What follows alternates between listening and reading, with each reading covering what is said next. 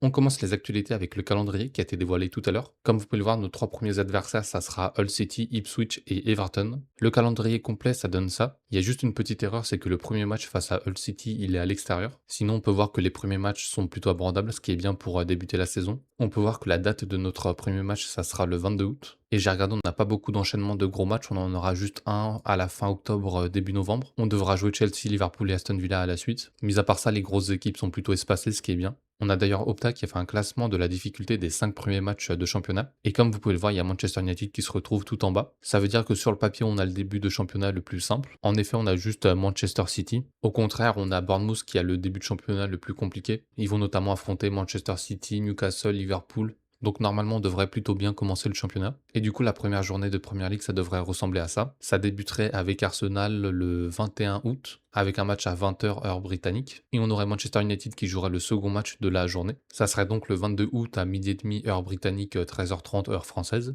Et on peut voir qu'en premier gros choc, on aura un Newcastle-Liverpool le dimanche à 16h30. Ensuite, je ne sais pas si vous êtes au courant, mais la pelouse d'Old Trafford est en train d'être changée. C'est une première depuis 14 ans. Et suite à ça, Manchester a demandé à disputer son premier match de Premier League la saison prochaine à l'extérieur. Donc on espère que la pelouse sera prête à temps. Normalement, le premier match qu'on joue à Old Trafford, c'est le 29 août, je crois. Donc ça laisse une semaine de marge par rapport au match contre Hull City. Ensuite, encore et toujours concernant Matheus Fernandes, on a Tottenham qui serait sur le dossier à présent. Donc ça fait un concurrent de plus avec le Real Madrid. À la base, ils étaient sur Tonali, mais quand Newcastle a dû leur donner leur prix, ils ont dû partir en courant, un peu comme nous. Mais apparemment, le rêve de Matheus Fernandes, c'est de rejoindre Manchester United. Il faudra un événement exceptionnel pour le faire changer d'avis et le convaincre de signer chez les Spurs. De toute façon, je pense pas qu'il va signer chez Tottenham, mais c'est juste pour les négociations, ça va être pénible. West Ham, ils vont jouer là-dessus pour augmenter le prix. Et du coup, on devrait arriver à la fin du dossier Fernandes à la fin juin. C'est une date clé car c'est à ce moment-là que les comptes de la Première Ligue et de l'EFL sont clôturés pour la saison 25-26. Donc normalement, on devrait avoir le dénouement d'ici une petite dizaine de jours, avec pourquoi pas Somerville qui l'accompagne.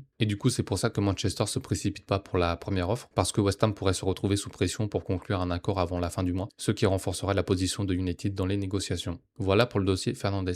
Ensuite, concernant Aurélien Tchouaméni, on aurait déjà pris des renseignements avant son altercation avec Valverde. Donc c'est un joueur de longue date et le fait qu'on continue d'avoir des rumeurs à son sujet, ça veut peut-être dire qu'il n'est pas fermé à un départ. Si vraiment il avait voulu rester au Real Madrid, il aurait dit non, puis ça se serait fini là. Donc la porte est peut-être entrouverte pour Tchouaméni. Ensuite, on a encore des nouvelles concernant Rashford et on apprend que le club serait ouvert à un prêt pour Marcus Rashford si jamais c'était des conditions attractives pour le club. Par contre, si c'est un prêt, ça sera pas à Barcelone, bien fait pour eux. C'est ce que je disais hier, je pense qu'on aura beaucoup de mal à le vendre et que déjà si on arrive à le mettre en prêt dans un club et à se débarrasser de son salaire, ça sera déjà très bien. Mais pour l'instant, Manchester prévoit le retour de Rashford. Il s'entraînera avec l'équipe première et sera disponible pour Michael Carrick lors des matchs amicaux de la pré-saison. Et ces derniers jours, on parlait d'une clause pour Rashford. Je parle pas de la clause du Barça, je parle d'une clause pour les autres clubs. Apparemment, c'est pas vraiment une clause, c'est plus un accord tacite entre Rashford et le club. Donc ils ont dû se mettre d'accord que si jamais le club recevait une offre entre 30 et 40 millions d'euros, il partirait. Donc voilà pour Rashford. Ensuite, on a une rumeur qui concerne Marc Casado, le milieu de terrain du FC Barcelone.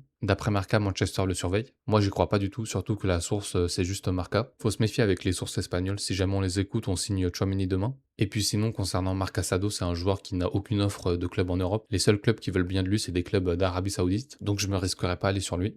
Ensuite, toujours concernant le mercato, on apprend que Manchester voudrait pas seulement une doublure pour Luke Shaw, mais vraiment quelqu'un qui puisse lui faire de la concurrence et prendre sa place. Alors que pour le poste de buteur, c'est différent. Il voudrait quelqu'un qui soit vraiment la doublure de Šeško, quelqu'un qui puisse jouer les matchs de coupe ou alors les fins de match. Après, ça, à mon avis, ce sera à condition que Zirkzee parte. Sans ça, je pense pas que ça va se faire. Ensuite, d'après l'équipe, on a de nouveaux concurrents dans la course à Mason Greenwood, ce qui est une bonne nouvelle parce que l'AS Roma, il commence à nous fatiguer à mettre des bonus dans tous les sens pour pas payer un sou. Les clubs anglais, eux, au moins, ils ont de l'argent. Et les clubs intéressés, ça serait Arsenal et Tottenham. En plus, comme je le disais hier, il y a Marseille qui est sous pression pour vendre à cause du fair play financier. Greenwood étant estimé à 80 millions d'euros, alors que l'AS Roma proposait 35 millions avec des bonus. Donc on était loin du compte. Et du coup, la clause de Manchester est bien de 40%, donc ça représenterait entre 30 et 35 millions si jamais on arrive à le vendre 80 millions. Ce qui m'étonnerait fortement si on arrive à le vendre 50, 60 millions, ça serait bien. Enfin, je dis on, mais c'est Marseille, on se comprend. Ensuite, on a des informations quant à la situation financière du club. Apparemment, on n'est pas dans une situation financière mauvaise, mais on est moins bien que les autres gros clubs de Premier League. Si l'on regarde les 5 ou dernières années de Manchester, leurs revenus sont loin d'égaler ceux de Manchester City, Liverpool ou Arsenal. Cela les place dans une position affaiblie par rapport à une situation où ils pourraient recruter qui ils veulent.